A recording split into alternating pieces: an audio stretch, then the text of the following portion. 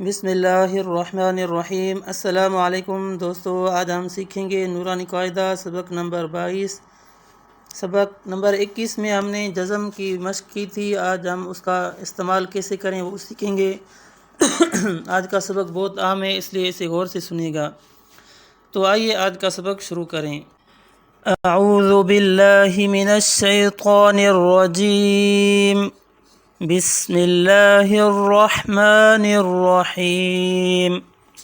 حمزہ نون زبر ان، تا زبر تا، انت۔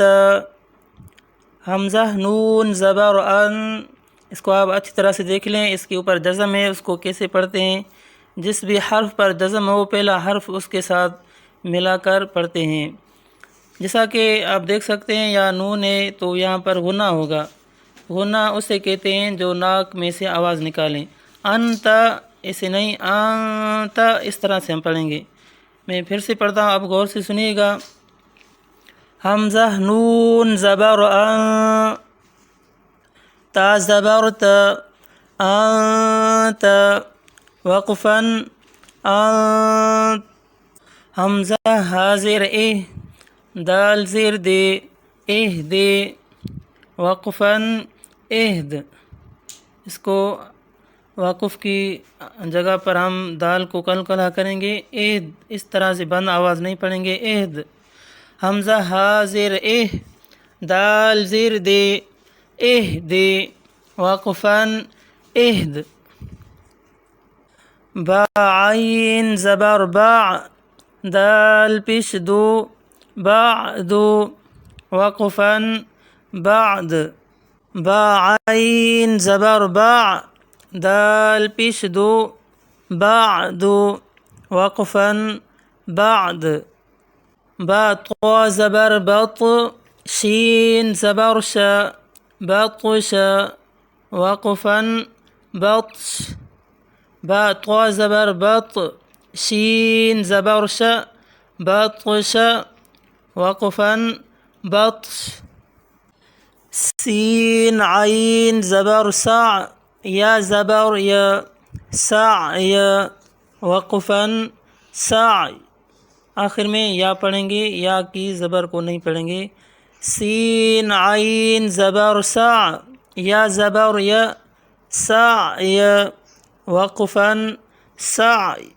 کاف نون پیش کن، تا پیش تو، کنت، وقفا کنت۔ صرف تا کو آخر میں پڑھیں گے، اس نون پر بھی غنہ ہوگا، ہم ناک میں آواز نکالیں گے۔ آپ میرے ساتھ پڑھیے گا۔ کاف نون پیش کن، کاف نون پیش کن، نون کو ظاہر کر کے نہیں، غنہ کر کے ہم پڑھیں گے۔ کاف نون پیش کن، تا پیش تو، کنت، وقفا کنت۔ لام سین زبر لس، تا زبر تا، لست، وقفا لست۔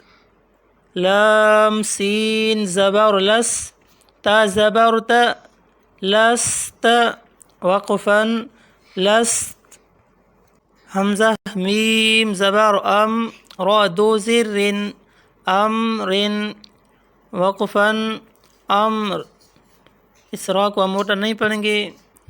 حمزہ میم زبر ام، را دو زر، امر، وقفا امر۔ با را زبر بر، دال دو زبر دن، بردن، وقفا بردا۔